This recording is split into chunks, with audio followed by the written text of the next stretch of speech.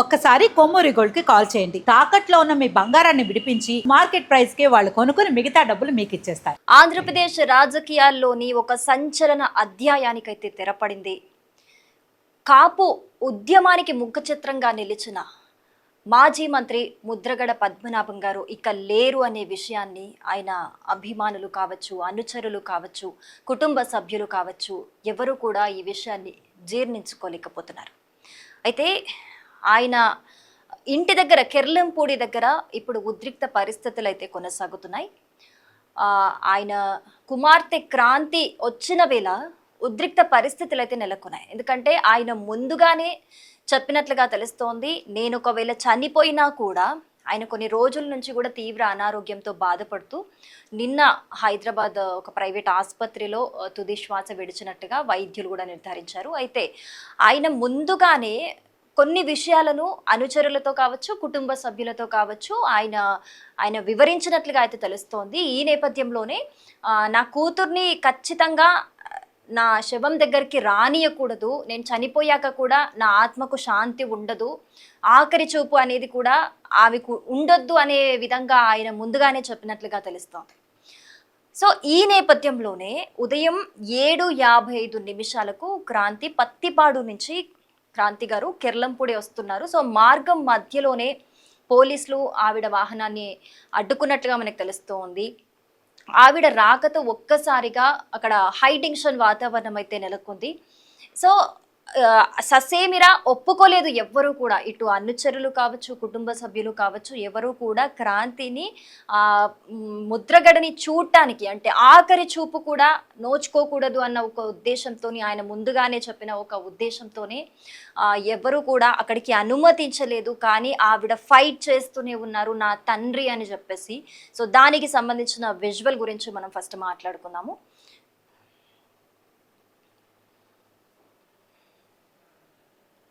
Yes, ఇక్కడ అందరూ కూడా అడ్డుకుంటున్న పరిస్థితులు మనం చూస్తున్నాము.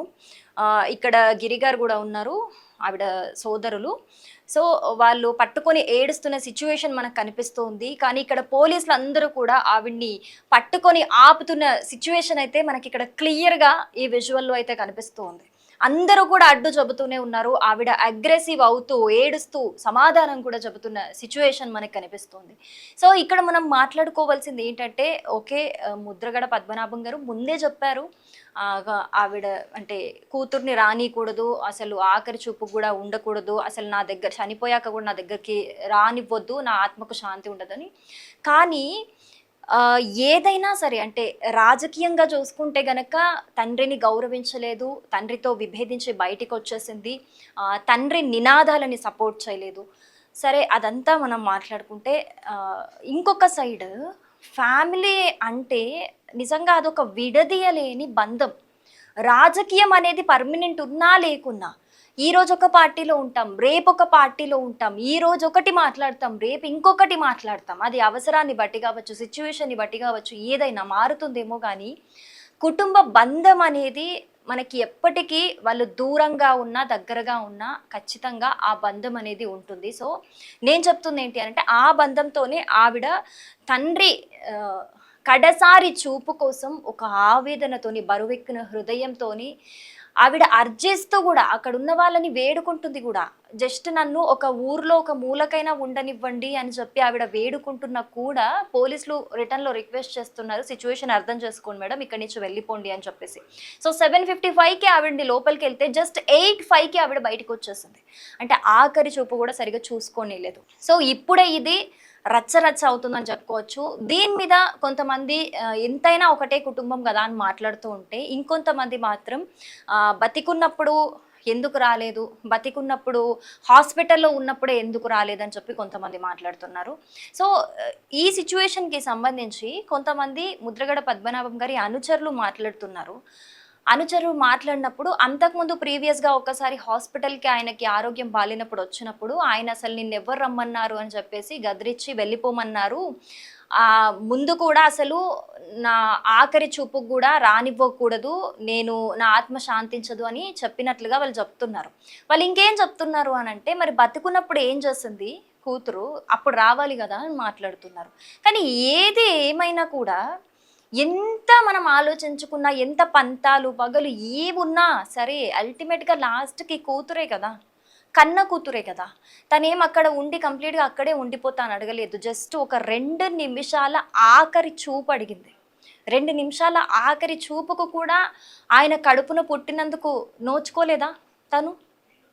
2 నిమిషాల చూపే కదా, అలో చేస్తే అయిపోతుంది కదా. కానీ ఇక్కడైతే నిజంగా కొంతమంది ఈ విజువల్స్ చూసి కూడా కంటతడి పెడుతున్న సిచ్యువేషన్ మనకి కనిపిస్తూ ఉంది. చాలా బలవంతంగా, చాలా ర్యాష్గా ఆవిడ్ని తీసుకెళ్ళిపోవడం జరిగిందనమాట. బట్ దీన్ని కొంతమంది వ్యతిరేకిస్తున్నారు, కొంతమంది సమర్థిస్తున్నారు. బట్ ఏది ఏమైనా సరే ఎండ్ ఆఫ్ ది డే మనం చూసుకుంటే అల్టిమేట్గా కన్న కూతురే కదా, చూయించవచ్చు కదా. అలాగే మనకి ఏవైతే 5 రోజులకు ఒక కార్యక్రమం చేస్తాము, 12 రోజులకి పెద్ద కర్మ కార్యక్రమం చేస్తాము, ఇలాంటివేవి కూడా చేయకూడదు అని చెప్పేసి ఆయన ముందుగానే చెప్పినట్లుగా అనుచరులు చెప్తూ ఉన్నారు.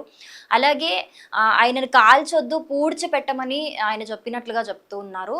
అందుకనే ఆయన ఇంటి పరిధిలోని కాంపౌండ్ దగ్గరే ఇక్కడ అంత్యక్రియలకి కూడా ఏర్పాట్లు జరుగుతున్నట్లుగా, అందుకే అక్కడ పూడ్చిపెట్టడానికి ఏర్పాట్లు చేస్తున్నట్లుగా కూడా వాళ్ళ అనుచరులు చెప్తూ ఉన్నారు.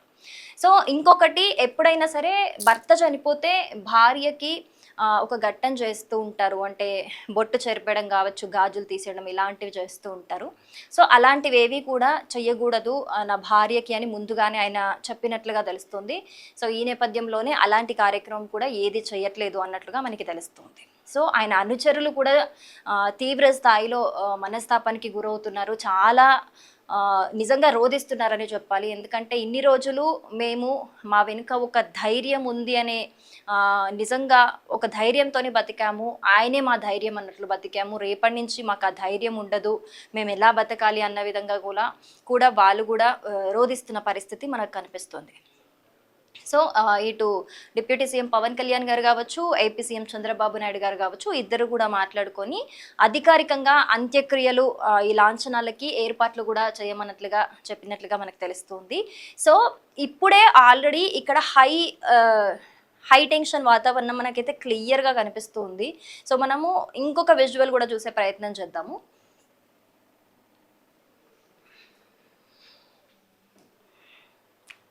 ఎస్, ఇక్కడ చూడొచ్చు, ఇక్కడ ఉన్నారు క్రాంతి గారు ఇక్కడ.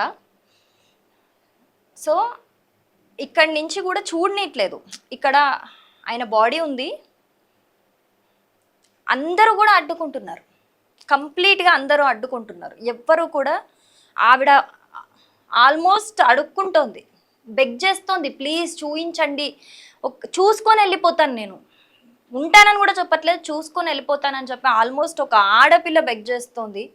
అయినా కూడా కనికరించని పరిస్థితి మనకి ఇక్కడ కనిపిస్తోంది. చూడండి, ఇక్కడ ఉన్నారు క్రాంతి గారు, వాళ్ళ సోదరుడు కూడా చెప్తూ ఉన్నారు, అయినా కూడా ఎవ్వరు వినని పరిస్థితి కనిపిస్తోంది అక్కడ.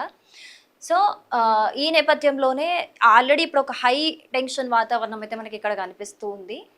కానీ మధ్యాహ్నం 1:30కి 1:30 మనకి జగ్గంపేట వరకు ఫ్లైట్లో వచ్చి అక్కడి నుంచి రోడ్డు మార్గంగా మాజీ సీఎం జగన్ గారు కూడా ఇక్కడికి కిర్లంపూడికి చేరుకుంటారని చెప్తూ ఉన్నారు. మరి ఇప్పుడే వాతావరణం ఇంత ఉధృతంగా ఉంటే మరి జగన్ గారు వచ్చే సిచ్యువేషన్లో ఇంకా హై అలర్ట్ జారీ చేసినట్లుగా చెప్తున్నారు. మరి అప్పుడు సిచ్యువేషన్ ఎలా ఉంటుంది, ఏ విధంగా ఉంటుంది అనేది చూడాల్సి ఉంది.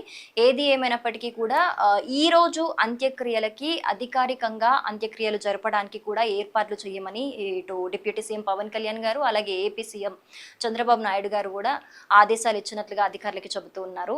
బట్ ఇప్పుడైతే ఈ ముద్రగడ పద్మనాభం గారి ఇక లేరు అని ఆయన కిర్లంపూడి దగ్గర వాతావరణ పరిస్థితులు చూస్తే క్రాంతి గురించి అందరు ఎక్కువగా మాట్లాడుకుంటున్నారు. ముద్రగడ పద్మనాభం గారు బతికున్నప్పుడు కూడా ఆవిడ్ని ఏ విధంగా, ఆవిడ విషయంలో బాధపడేవారో, ఏ విధంగా ఉండేవారో గురించే మాట్లాడుకుంటున్నారు. ఈవెన్ కుటుంబ సభ్యులు మాత్రమే కాదు, ఆయన అనుచరులు కూడా ఆవిడ్ని అసలు ఏ మాత్రం మేము యాక్సెప్ట్ చెయ్యము అన్న సిచ్యువేషన్లో అయితే వాళ్ళు మాట్లాడుతున్న పరిస్థితులు అయితే కనిపిస్తున్నాయి. కానీ ఏది ఏమైనప్పటికీ కూడా కొంతమంది చెప్తున్నది, ఏదైనా సరే కన్న కూతురే కదా, జస్ట్ కొంచెం అంటే ఆఖరి చూపు కదా, ఇంకా ఇంకా తర్వాత ఈ గొడవలు ఉండడానికి కూడా వీల్లేదు, అసలు మనిషే లేడు ఈ గొడవని కంటిన్యూ చేయడానికి కూడా. సో ఆఖరి చూపుని అందిస్తే ఏమవుతుంది అని చెప్పి కొంతమంది అంటున్నారు. మరి ఈ విషయంలో అసలు మీరేమంటారు? దీన్ని వ్యతిరేకిస్తారా, సమర్థిస్తారా? అసలు మీ అభిప్రాయం ఏంటి?